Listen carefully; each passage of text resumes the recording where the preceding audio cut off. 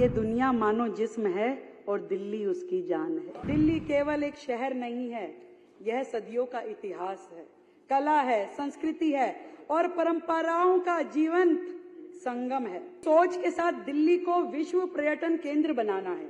अध्यक्ष महोदय, हम तो शुरू से दिल्ली में पढ़े बड़े, दिल्ली से छात्र जीवन से अपना राजनीतिक सफर भी शुरू किया। मैंने हमेशा पाया कि दिल्ली एक बहुत ही खूबसूरत शहर बन सकता है।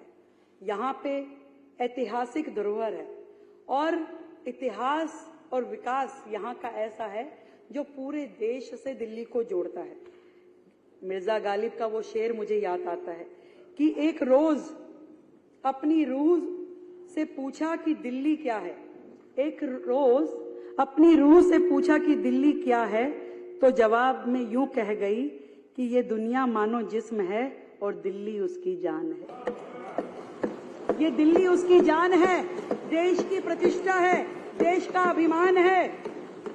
दिल्ली केवल एक शहर नहीं है, यह सदियों का इतिहास है, कला है, संस्कृति है और परंपराओं का जीवंत संगम है।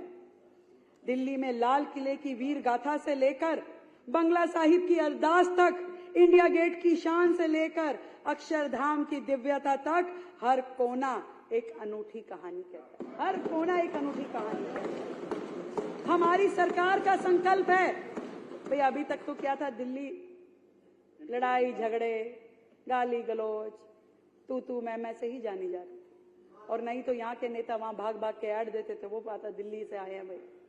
पर अब हमारी सरकार का संकल्प है कि दिल्ली को विश्व पर्यटन मानचित्र पर एक प्रमुख केंद्र बनाना है। दिल्ली की कला संस्कृति को राष्ट्रीय और अंतर्राष्ट्रीय स्तर पर बढ़ावा देना है। हमारी भाषाई विरासत को संरक्षित और सशक्त करना है।